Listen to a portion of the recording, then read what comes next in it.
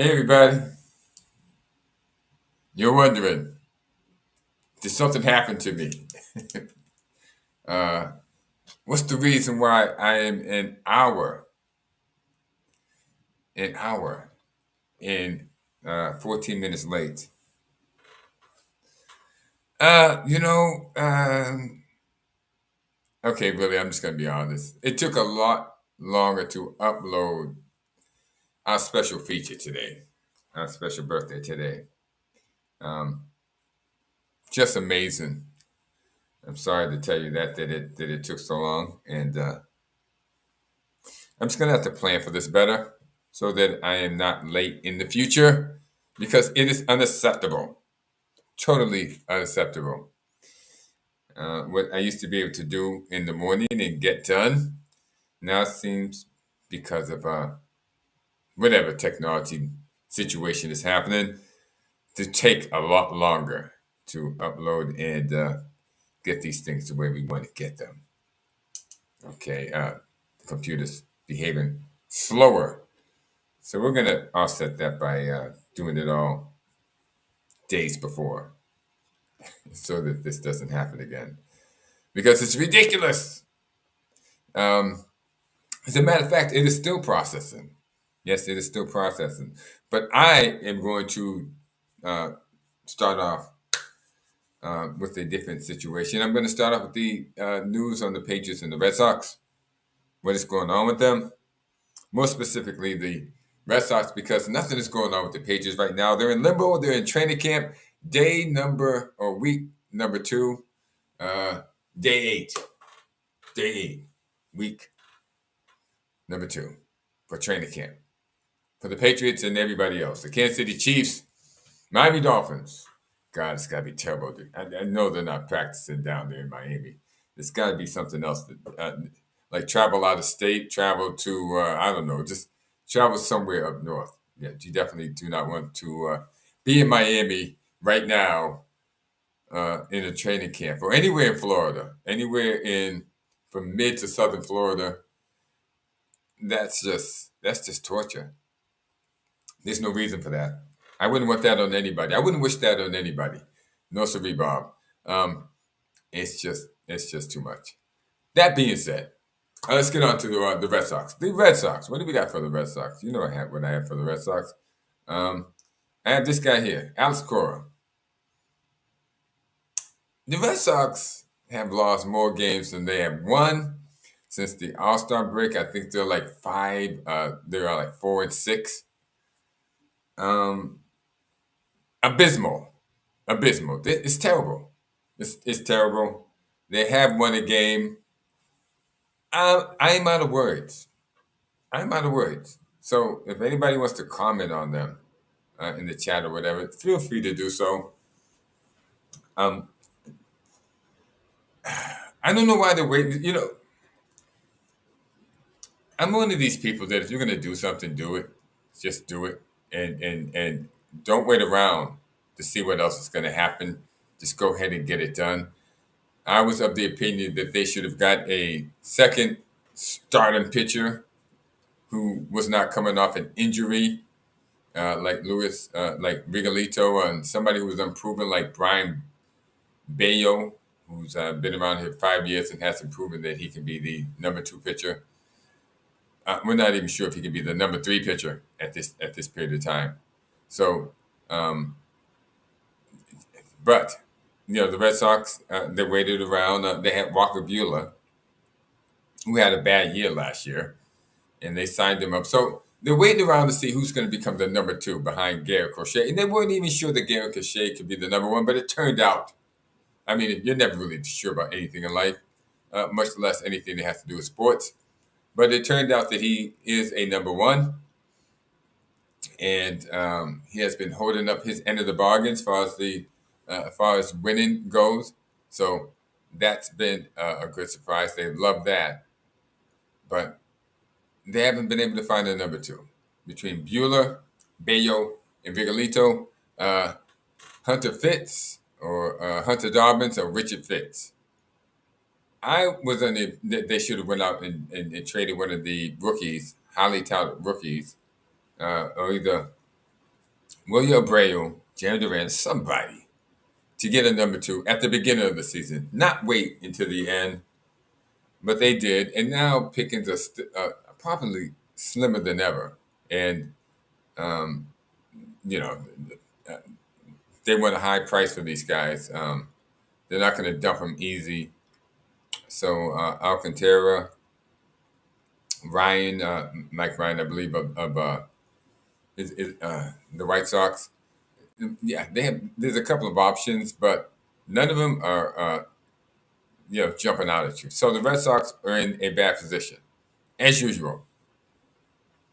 As usual, they find themselves in a bad position. Rafi Devers is gone, and well, it just doesn't look good. They're not going to get Cy Young. Cy Young's not coming back. He's not going to be reincarnated. That's that. They're stuck. And it just seems like they're swimming, you know what, not going forward, no, not going backwards, stuck in the same place. I think that's what's really in my stomach right now. You know, moves should have been made before now. You don't wait till the end. You could have, you know, done the things you needed to do before the season. It was yours to take, and you kind of dropped the ball by fiddling around with a bunch of guys that really, you want to know the truth? Had no possibility of being your number two. Okay? It was like more of a hope and a prayer. I'm not even going to throw a prayer in there. Let's just say it was a hope and a wish. Okay? It's a hope and a wish. And it was a terrible hope and a wish. You should have done better than that. But you didn't. And so now you're stuck with that. Okay? And that's the reason why they aren't going anywhere anytime soon. That's just it. They're stuck in mediocrity. And I'm going to check on this video. Has it come back yet? Let's see what this video is. Bada boom. It's supposed to be ready. Yes. It says that it's still processing, as you see right there. Processing the birthday of the special guy that we're trying to get out here. So I'm not kidding you when I say it's just moving a heck of a lot slower than it was. That being said, let's move on to the Patriots. Who in the second Thomas Edward Patrick Brady was born August 3rd. Stop it right there, and then we'll get to that. The Patriots. Okay? The Patriots haven't done anything special. Actually, they have. They have a new coach. I think Vrabel's a hands-on guy.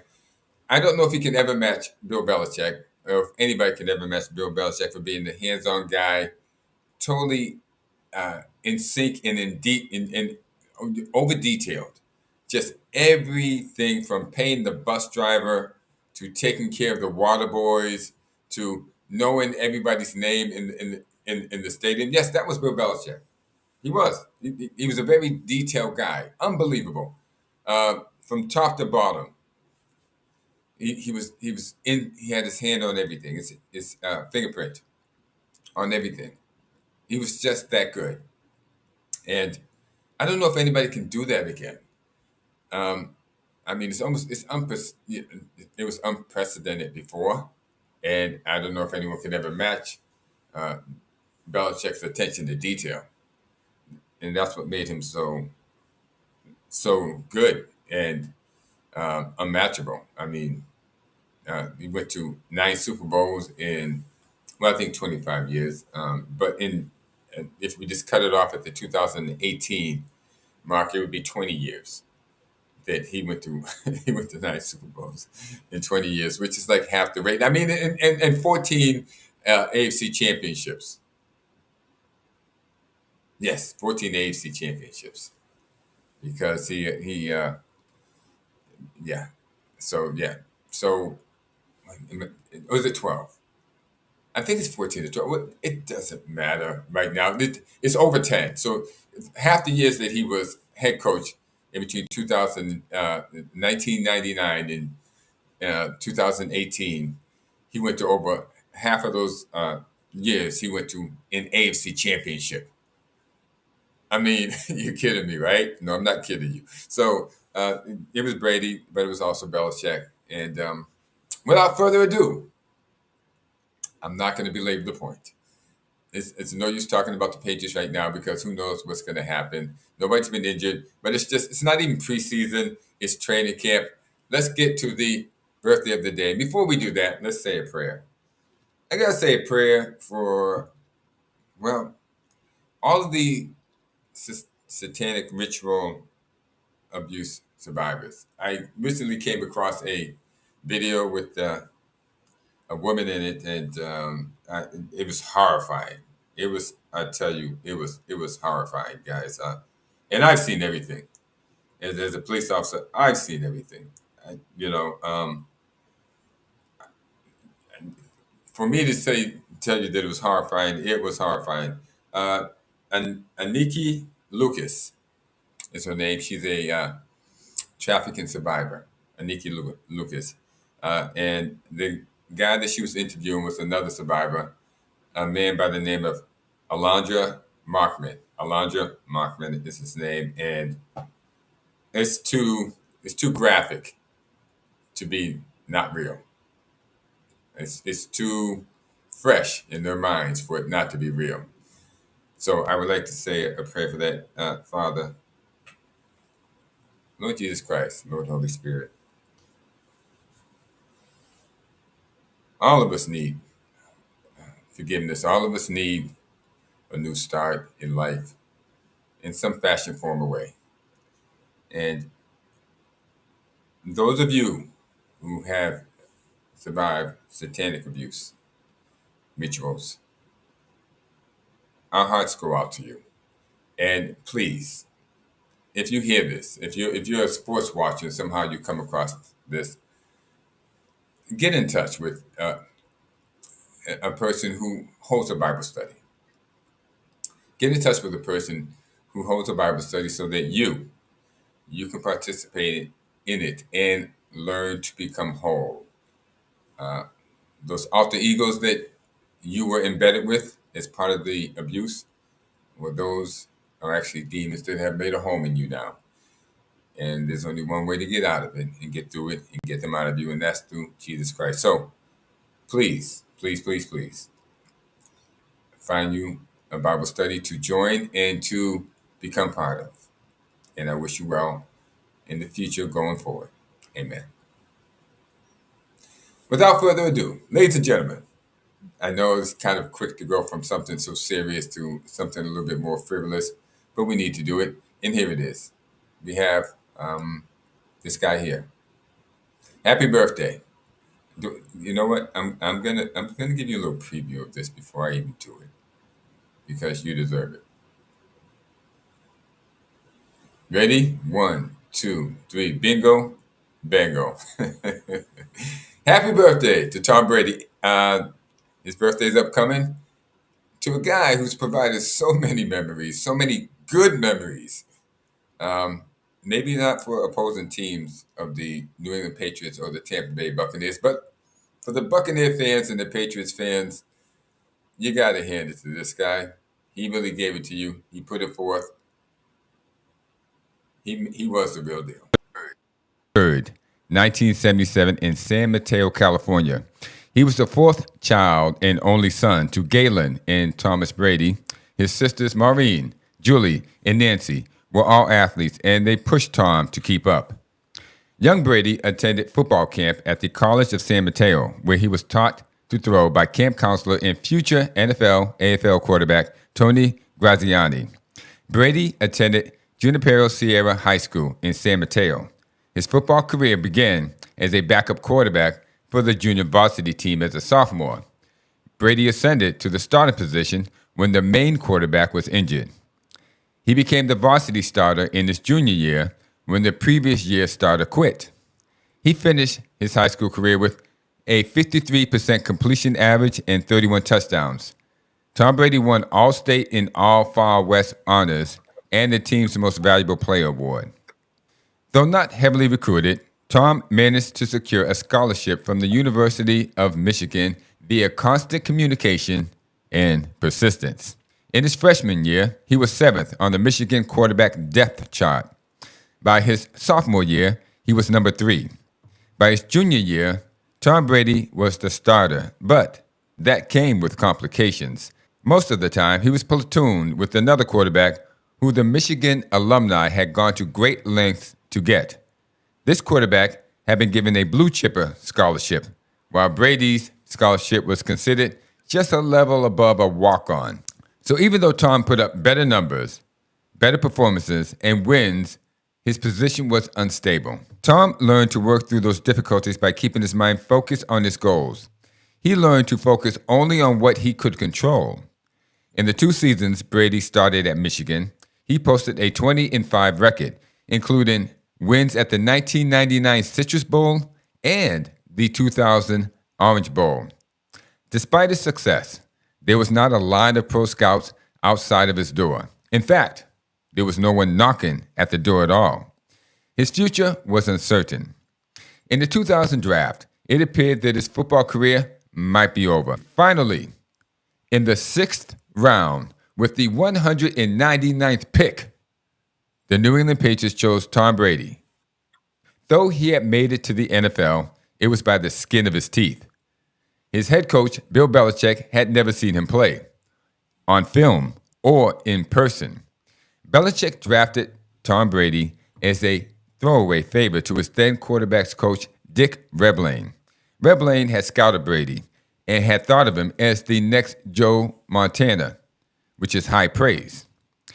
Reblain incessantly campaigned and lobbied and pressured Belichick to draft Brady. Finally, with his last pick of the day, Belichick chose Brady.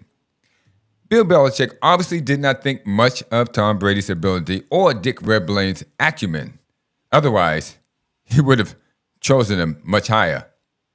Tom knew by the position that he was drafted in that he would have to work and work hard.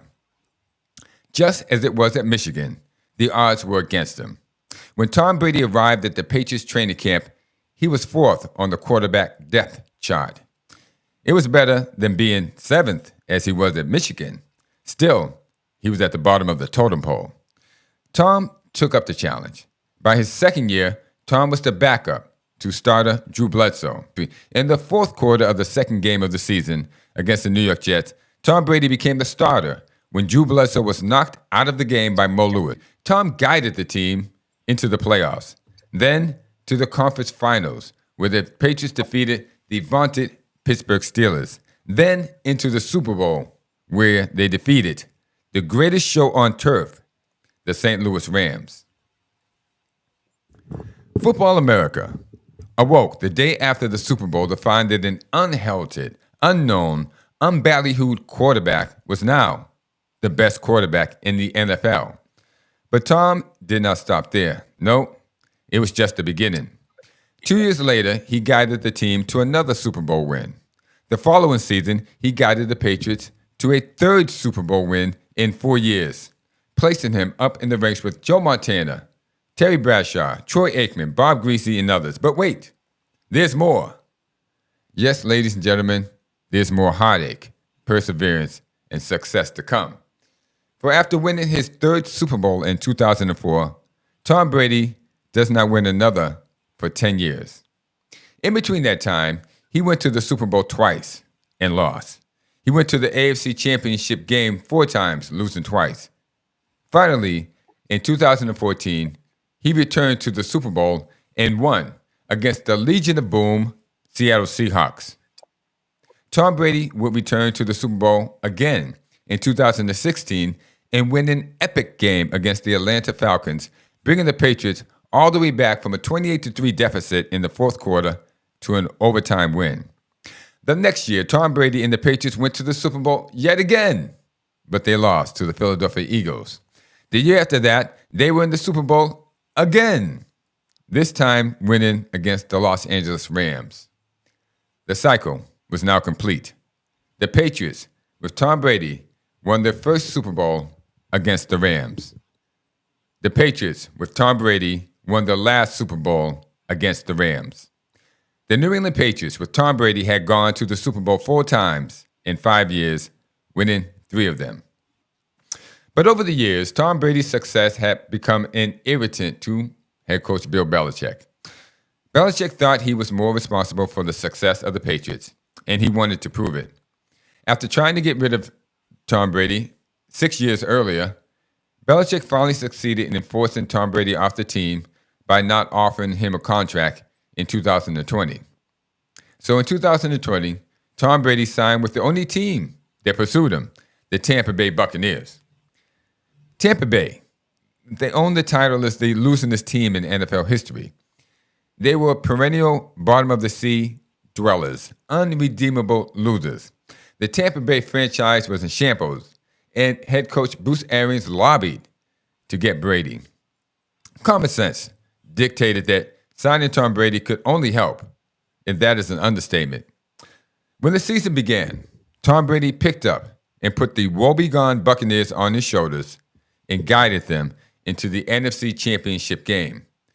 Their opponent was their nemesis, the New Orleans Saints, the predominant team in their division, the team that had punted, passed, and kicked them around for the last 15 years. But with Tom Brady at the helm, all that changed. The Buccaneers won and advanced into the Super Bowl against the Kansas City Chiefs. The Chiefs were considered too big, too fast, and too strong for the inexperienced and untested Buccaneers. But when a team has Tom Brady as their quarterback, miracles happen. Tampa Bay not only beat Kansas City, they routed them 31-9. Tom Brady was a Super Bowl champion yet again. Tom played another season before retired. He left the NFL with nearly every passing record there is. He played in 10 and won 7 Super Bowls. He played in 14 conference championships and won 10 of them. He won 5 Super Bowl MVP awards and 3 NFL MVP awards. All this from a guy they said was too slow and too unathletic to play the game. Tom Brady gives hope. He gives hope to the average man everywhere. He proves that no matter your age, race, height, weight, or perceived athletic skill, the will to win is the most important ability that one needs to have in order to be successful. So, without further ado, happy birthday to Thomas Edward Patrick Brady. And thank you for all the memories, and thank you for giving all of us hope in our endeavors. There you have it, ladies and gentlemen. Thomas Edward Patrick Brady. Oh, let me get this out of there, and you'll see me again. I bet you can't wait to see that, right? See what we can do with that. Uh-huh. There we go.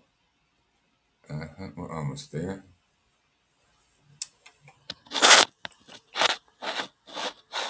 There we go.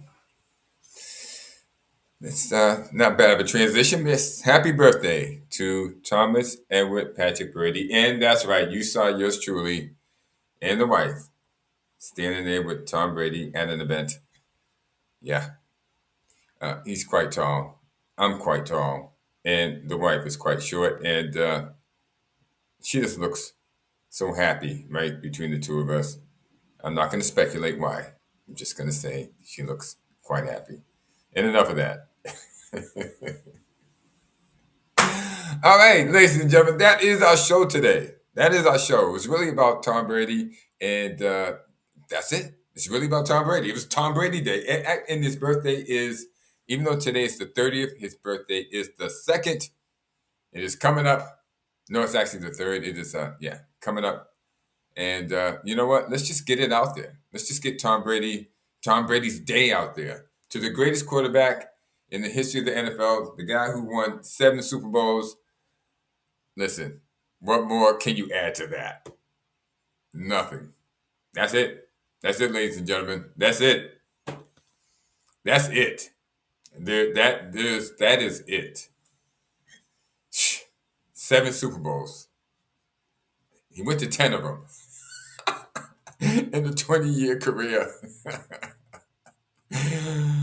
Oh boy, yes, Bill Belichick was a heck of a coach, but Bruce Arians became a Super Bowl winning coach in just 1 year with Tom Brady. As a matter of fact, Belichick did too. Actually, it was Belichick's second year when he became a Super Bowl winning coach, head coach, because his first year he had Drew Bledsoe as his quarterback. So that was not going to happen with Drew Bledsoe, but it was going to happen with Tom Brady.